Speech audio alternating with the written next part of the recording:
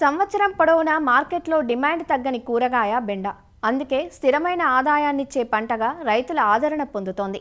కాయలపై ఉండే నూగు వల్ల కోతకూలి సమస్యలు, అలానే బెండకు బెడదగా ఉండే పల్లాకు తెగులు, కాయతొలుచు పురుగులు సాగును కొంత వెనక్కు లాగినా మార్కెట్ సానుకూలత ఉండటం బెండకు కలిసొచ్చే అంశం. శీతాకాలంలో బెండ అందిరాదు. అయితే వేసవిలో మాత్రం పంట పెరుగుదల బాగుంటుంది. జనవరి 2వ పక్షం నుంచి ఫిబ్రవరి, మార్చి మాసాల మధ్య వేసవి బెండను దఫదఫాలుగా విత్తి సాగు చేస్తూ ఉంటారు. రకాల ఎంపిక మొదలు సాగు ఆశాంతం శాస్త్రీయతను పాటించినట్లయితే వేసవి బెండ నుంచి ఎకరాకు 10 టన్నులకు పైగా దిగుబడిని పొందే అవకాశం ఉంది. వేసవి బెండ సాగులో మెలకువలేవో ఇప్పుడు చూద్దాం. బెండ ఉష్ణ మండలపు పంట. ఎత్తైన కొండ ప్రాంతాల్లో చల్లటి వాతావరణంలో సరిగా పెరగదు. చలిని, మంచును అస్సలు తట్టుకోలేదు. బెండను ఖరీఫ్, వేసవి పంటలుగా సాగుచేస్తారు. రబీలో ఉండే చల్లటి వాతావరణం సాగుకు అనుకూలించదు. పగటి ఉష్ణోగ్రత 25 నుంచి 40 డిగ్రీల సెంటీగ్రేడ్, రాత్రి 22 డిగ్రీల సెంటీగ్రేడ్ ఉన్నట్లయితే మొక్క పెరుగుదల బాగుంటుంది. వేసవి పంటగా బెండను జనవరి 2వ పక్షం నుంచి మార్చి మాసం వరకు విత్తుకోవాలి. ఆలస్యంగా వేసుకుంటే పల్లాకు తెగులు ఆశిస్తుంది. బెండ సాగుకు సారవంతమైన నల్లరేగడి నేలలు, ఎర్ర నేలలు, నీరు ఇంకే తేలికపాటి నేలలు అనుకూలం. సారవంతమైన ఒండ్రు నేలల్లో అధిక దిగుబడి వస్తుంది. బెండ విత్తుకునేటప్పుడు నేలను 2-3 సార్లు గుల్లబారే వరకు దున్ని చదును చెయ్యాలి.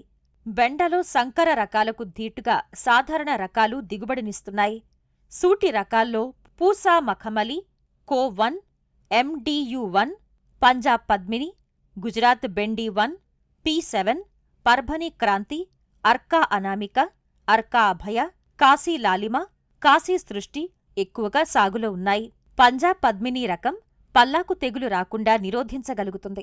కొంతవరకు రసం పీల్చే పురుగులు, కాయతొలుచు పురుగుల నుండి తట్టుకుని నిలబడుతుంది.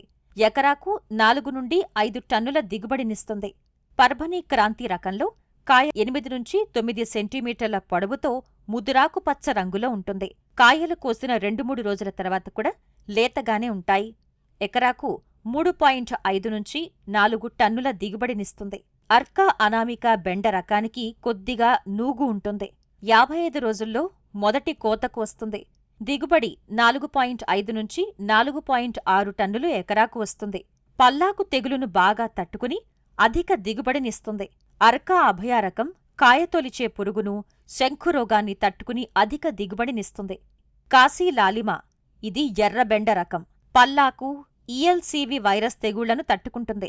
ఎకరాకు 5.6 నుంచి 6 టన్నుల దిగుబడినిస్తుంది. కాశీ సృష్టి రకం పల్లాకు తెగులును తట్టుకుంటుంది. ఎకరాకు 9 నుంచి 9.5 టన్నుల దిగుబడినిస్తుంది.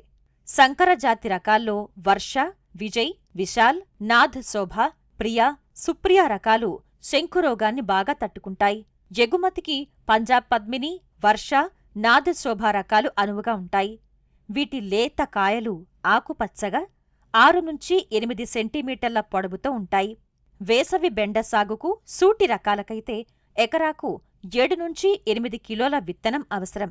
అదే సంకర రకాలకైతే 2.5 కిలోల విత్తనం సరిపోతుంది. వేసవి పంటకు రసం పీల్చే పురుగుల బెడద ఎక్కువ కాబట్టి కిలో విత్తనానికి 5 మిల్లీలీటర్ల ఇమిడాక్లోప్రిడ్ FS మందును పట్టించి ఆరిన తర్వాత 4 గ్రాముల ట్రైకోడెర్మా విరిడి కలిపి విత్తన శుద్ధి చెయ్యాలి. వేసవి బెండకు నేలను మళ్లుగా చేసి వరుసల మధ్య 45 సెంటీమీటర్లు, మొక్కల మధ్య 15 నుంచి 20 సెంటీమీటర్ల దూరం ఉండేలా విత్తుకోవాలి. చివరి దుక్కిలో ఎకరాకు 6 నుంచి 8 టన్నుల పశువుల ఎరువు వేసి కలియదున్నాలి. దీనితో పాటు 20 కిలోల భాస్వరం, 20 కిలోల పొటాష్ ఎరువుల్ని వేసుకోవాలి. 48 కిలోల నత్రజని ఎరువుని 3 సమభాగాలుగా, ఒక భాగాన్ని ఆఖరి దుక్కిలో, మిగిలిన 2 భాగాలను విత్తిన 30-45 రోజులకు వెయ్యాలి. సంకర జాతి రకాలకు నత్రజని, భాస్వరం ఎరువుల్ని 50% పెంచి వెయ్యాలి. కలుపు నివారణకు ఎకరాకు పిండి మిథాలిన్ మందు 1.2 లీటర్లు 200 లీటర్ల నీటికి కలిపి విత్తిన వెంటనే నేలలో తేమ ఉన్నప్పుడే పిచికారీ చెయ్యాలి. విత్తిన 20 నుంచి 30 రోజులకు గొర్రు లేదా గుంటకతో అంతర కృషి చెయ్యాలి. అంతర కృషి చేస్తే కలుపు నివారణతో పాటు నేల గుల్లబారుతుంది. వేసవిలో ఉష్ణోగ్రతలు అధికంగా ఉంటాయి కాబట్టి సాగులో నీటి యాజమాన్యం పట్ల జాగ్రత్త వహించాలి. తేలిక నేలల్లో ప్రతి 4-5 రోజులకు ఒకసారి, బరువు నేలల్లో ప్రతి 6-7 రోజులకు ఒకసారి నీటి తడి అందించాలి. డ్రిప్ పద్ధతిలో అయితే రోజు మార్చి రోజు 2 గంటల పాటు డ్రిప్ ద్వారా నీటినందించాలి. వేసవి ఉష్ణోగ్రతలు 40 డిగ్రీలు దాటితే పూత రాలుతుంది. పూత దశలో లీటర్ నీటికి 10 గ్రాముల యూరియా కలిపి పిచికారీ చేయాలి. అది సాయంత్రం వేళల్లో మాత్రమే పిచికారీ చేయటం ఉత్తమం.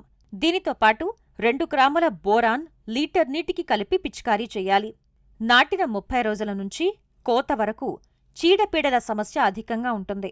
మొవ్వు తొలిచే పురుగు మొక్క పెరుగుదల దశలో మొవ్వును, పూత కాత దశలో కాయను తొలిచి నష్టం చేస్తుంది. పురుగు నివారణకు రంధ్రం చేసిన ప్రాంతం నుంచి 1 అంగుళం కిందకు కొమ్మల్ను తుంచి నాశనం చెయ్యాలి. పురుగు ఆశించిన పిందెలు, కాయలను కూడా కోసి నాశనం చెయ్యాలి. వేప నూనె 5 మిల్లీలీటర్లు లీటర్ నీటికి కలిపి పిచికారీ చేయటం వల్ల పురుగులు గ్రుడ్లు పెట్టవు, పెట్టినా అవి పిగలవు. అందువల్ల ఎప్పటికప్పుడు వేప మందుల్ని విడిగా కాని, పురుగు మందులతో కలిపి కాని వాడుకోవాలి. కాయతొలుచు పురుగుల ఉనికిని గమనించేందుకు లింగాకర్షక బుట్టల్ని ఎకరాకు 4 చొప్పున అమర్చాలి. ఎకరాకు 20,000 చొప్పున ట్రైకోగ్రామా బదనికలను పూత దశలో వారానికి ఒకసారి పొలంలో వదలాలి. ఇలా చేస్తే ఇవి కాయతొలుచు పురుగు గుడ్లను తినేస్తాయి. ఇవి విడుదల చేసిన సమయంలో ఎలాంటి పురుగు మందుల్ని పిచికారీ చేయకూడదు. తర్వాత లీటర్ నీటికి 2 గ్రాముల బీటీ మందు లేదా 2 మిల్లీలీటర్ల ప్రొఫెనోఫాస్ 10 రోజుల వ్యవధిలో 2 సార్లు పిచికారీ చేయాలి. బెండకు మరో సమస్య పల్లాకు. దీన్నే మొజాయిక్ వైరస్ తెగులు అంటారు. ఈ తెగులు ఆశించినప్పుడు ఆకుల ఈనెలు పసుపు రంగుకు మారి, కాయలు గిడసబారి తెల్లగా మారిపోతాయి. ఇది తెల్లదోమ ద్వారా వ్యాపించే వైరస్ తెగులు. నివారణకు తెగులును తట్టుకునే రకాలను వేసుకోవాలి. తెగులు ఆశించిన మొక్కల్ని పీకి నాశనం చెయ్యాలి.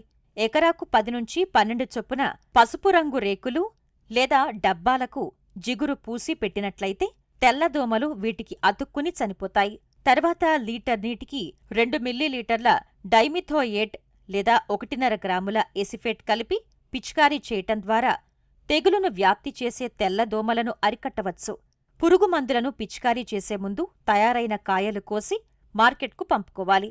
బెండ పంట విత్తిన 45 నుండి 50 రోజులకు మొదటి కోత మొదలవుతుంది. పిందె కట్టిన 4-6 రోజులకు కోస్తే కాయ నాణ్యత బాగుంటుంది. ప్రతి 2-3 రోజులకు కాయలు కోయాలి. కోతలు ఆలస్యమైతే కాయలు ముదిరిపోయి మార్కెట్కు పనికిరావు. కాయలను రైతులు జనుము బస్తాల్లో నింపి బిగ్గరగా కుట్టినట్లయితే కాయలు ఒత్తిడికి గురై విరగటం, కాయ రంగు మారటం జరిగి నాణ్యత దెబ్బతింటుంది. దీనికి బదులుగా బెండకాయలను వెదురు గంపలలో లేదా ప్లాస్టిక్ క్రేట్లో వదులుగా నింపితే 2-3 రోజులు కాయ దెబ్బతినకుండా నిల్వ ఉంటాయి. ఇలా మేలైన యాజమాన్య పద్ధతులు పాటించటం ద్వారా వేసవి బెండ నుంచి ఎకరాకు 10-12 టన్నుల అధిక దిగుబడులు పొందే అవకాశం ఉంటుంది.